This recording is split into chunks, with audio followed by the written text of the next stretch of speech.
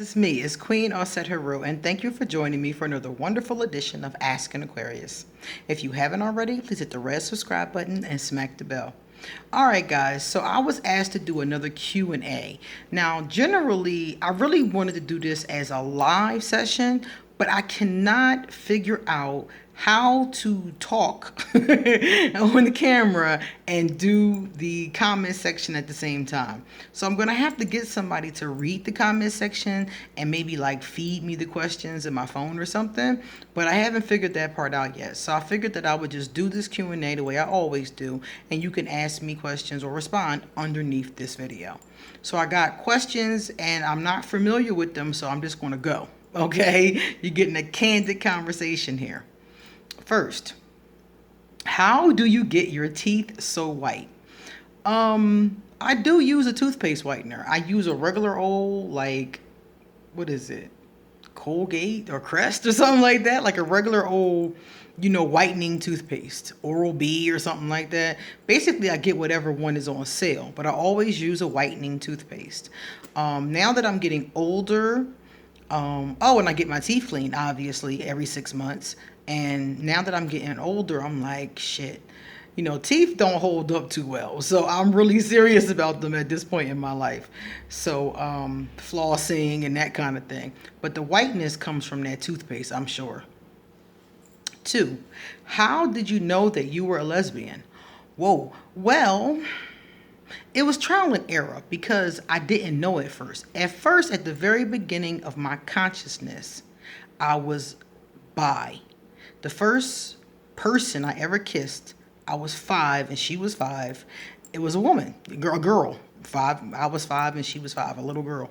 So my earliest memories was like just liking both, not really having a preference for either one. I know I was supposed to, so I tried to pretend like, I was straight, but I never had a preference for either gender. And as I got older and dated both genders, I just gravitated towards women. It was a gradual thing. It really it wasn't planned, because I used to always say that I was heterosexual with bisexual tendencies. I used to tell people that all the time when I was like 15 or something like that. And from trial and error, I just gravitated towards women. The relationships were more satisfying. They were easier. When they ended, I was going to say if they ended, but they all ended. When they ended, it wasn't awful. It was just like, okay, we did this. We're not going to do it no more. That's what's up, deuces. It wasn't like this whole, even if it was emotional, it wasn't so negative.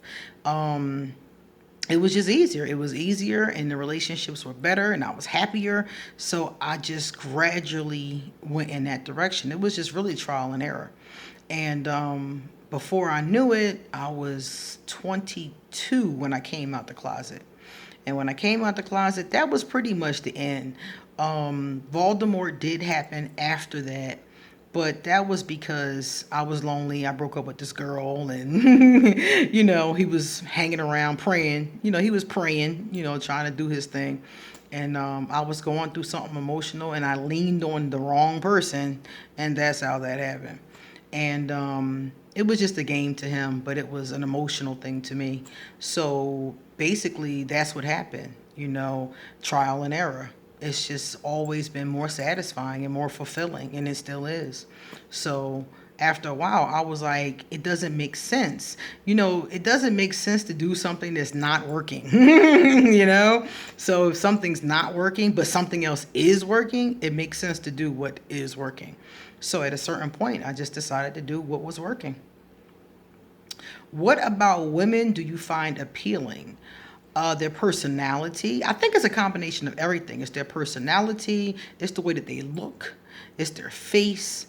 It's a combination of all of that. It's not just one particular thing, because I can see beauty in any person, any gender.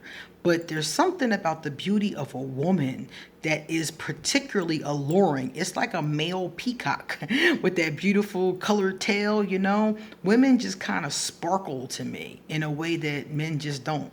Like I can think a man is attractive or handsome, like Jason Momoa. I see him all the time, and I'm like, he's a very nice looking gentleman. Barack Obama. Barack Obama to me is so cute, you know? And I see that, but they don't sparkle, you know? Women have this sparkle to them, like a pretty diamond, you know? And so I find their beauty to be appealing. I like the way they think. I like their emotional complexity. I like all of that. I like the fact that they're not afraid to be in their emotions. They don't fight that. You know, some of them do, but the majority don't fight that. They have a very nurturing energy. We take care of each other, you know? When I was with men, I didn't feel that at all. I always felt like I had to watch his ass. You know, I always felt like they were up to something and I had to protect myself, you know. I think I was always guarded with them, and I didn't feel that with women. Even if we don't stay together, we still, I don't get that vibration from them, you know. So all of that is what makes me really just drawn to them. When you were a high school teacher, what did you teach? I taught history for the majority, but I also taught English. I taught drama, a drama class. But for the majority of the time, I was either teaching some form of history, African American history, world history, American history, some form of history. History has always been my biggest forte. So that's what I taught the majority of the time.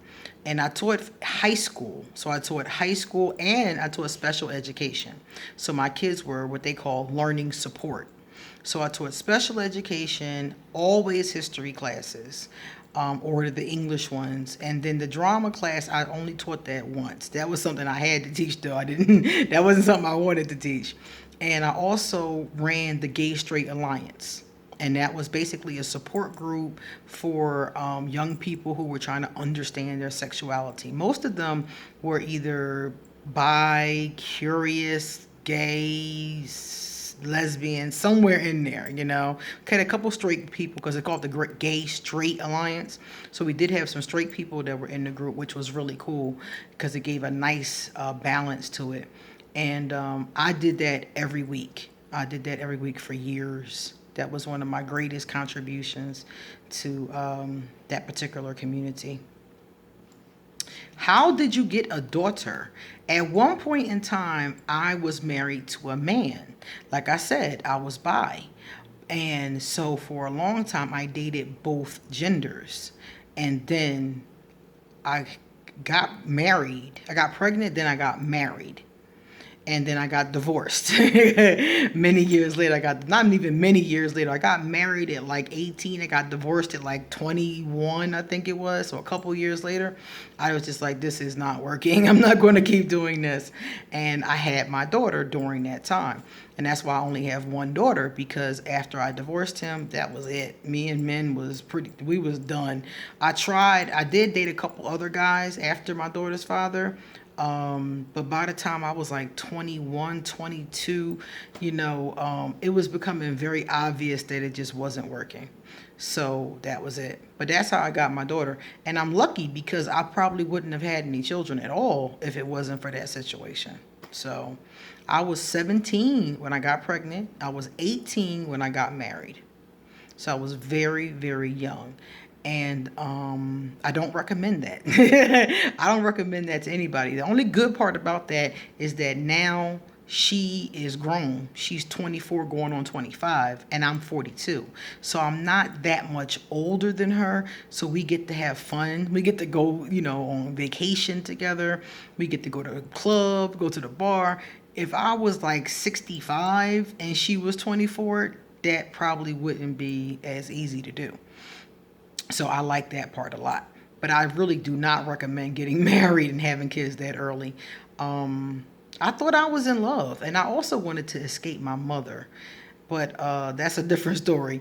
But I did think that I thought I was in love, but now looking back on it, nah.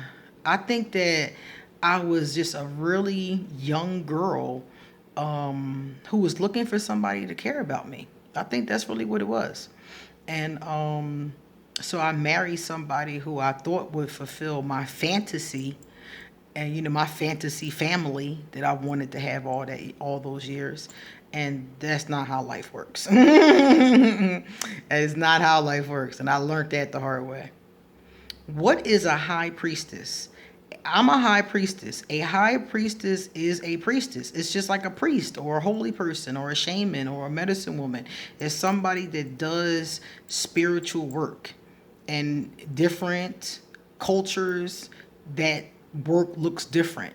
In some cultures, you're at the temple, taking care of a particular deity's temple. In some cultures, you are just training other priestesses, like in my case. So a high priestess is just somebody who's like a spiritual leader, like a pastor of a church. That's what, that's basically what it is. Except for a high priestess usually doesn't have a church. A high priestess might, I have met some that do. Usually a high priestess is a solitary, so you work by yourself and people come to be trained. Like in my case, people come to me to be trained to be a priestess, or they come for readings, or they come for spiritual work, but I pretty much work by myself. In some cultures, I will be doing the same thing, but I'll be at a temple every day doing that. So it depends on what culture, what time period, how the work is done, but basically it's a female spiritual leader. What is a queen mother? I was A queen mother is it's a title. It's a title that you're given specifically in Ghana, but other groups may use it. And when I was in Ghana a long time ago, I was in Ghana in like, oh God, I can't even remember now when it was. It was in like 2001 or something like that. And they named me Nana Ya Asantewa. Nana means queen mother if it's a woman. If it's a man, it means something else. So queen mother is just a title. It's just a reverent title. It's a title of respect. Usually, if she is living in Ghana, she'll be the family's head. So there's all kinds of rituals and things she'd be in charge of, and political things and all kinds of stuff. So if I was actually in Ghana and went through the ceremony to be a queen mother, then I would actually be doing stuff, But for me, it's just a title that they called me. It's just something that they called me because I was told that I reminded them of Ya Asantewa. And Ya Asantewa is a queen mother that you can actually Google. Her stories are actually online. I read it like a million times. And basically, Ya Asantewa was a queen mother who was a warrior. And she was quick to stand up to a man. And she was loud, and she was fierce. And they were like, you are just like Queen Mother Nanaya, And I'm like, who? And then I read the story. They told me the story first, and then I came home and read the story.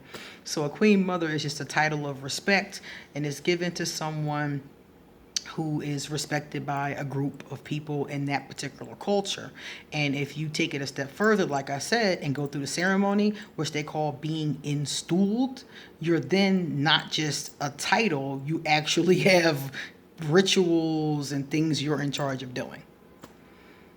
How did you choose your major in college? Okay, so when I went to college, I didn't choose I didn't choose one, right? I mean, I chose one, but I changed it 4 times. All I did was choose what I was interested in. And then I took classes. I was in business. I took business courses. I hated it. I freaking hated it. I thought it was a good idea because I wanted to make money. I wanted to take care of my family. But I hated it. It was boring and I hated it. So the next semester, I changed my major to law because at that time, I liked to argue. Thank God I didn't stay with law because I hate arguing now. I hate debating. I hate all of that. So I would have hated my job eventually. So I went to law, was bored out of my mind. So I was like, I got to change my major again. So I changed it to theater. Theater is my first love. I love performing. So I said, I'm going to do theater. I did theater for the rest of the time. And, I came out of community college a theater major. Went into Temple University as a theater major. And I didn't like their theater department. I just didn't like the productions they were planning. it was nothing with a lot. I wanted something more diverse, to be honest with you. I wanted more diversity. The whole department didn't have a lot of diversity, and the people that were diverse in the department, it wasn't showing in the productions they were putting on. And you really couldn't, just pick a production. Like when I went to school, I would just, community college, we just picked the monologue and just did it. But at Temple, they wanted us to work on actual plays. And I just didn't like what they were choosing. And I was like, I'm not doing this. This is boring.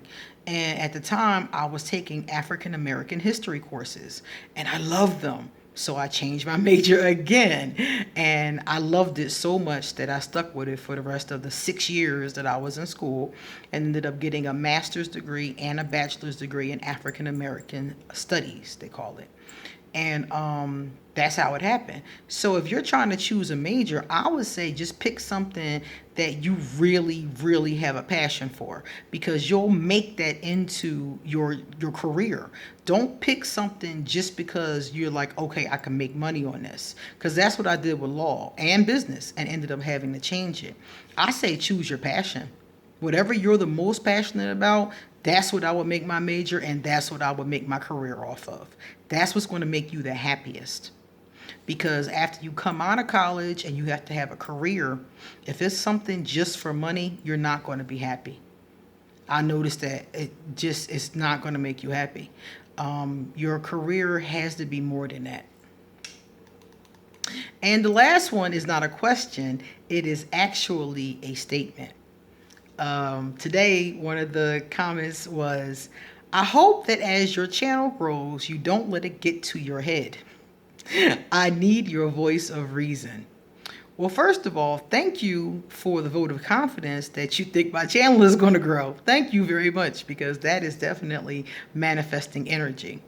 And number two, I promise. I promise not to ever let anything change me from who I am today, because I fought to be this version of me. I fought to be a version of me that I was proud of. So I promise that I'll stay this version of me. All right, guys, it's time for me to get going. So if you're interested, please email me and I'll give you a reading, okay? Likewise, if you like this video, please give it a thumbs up and pass it on to somebody else who might want to hear about my quirky life. Likewise, if you want to send me a love donation, I'll leave my PayPal. If you want to buy me a gift, I'll leave my Amazon wish list. All that information will be underneath this video. Anything that you might be questioning or wondering about will be under the video. Thanks for listening. See you later.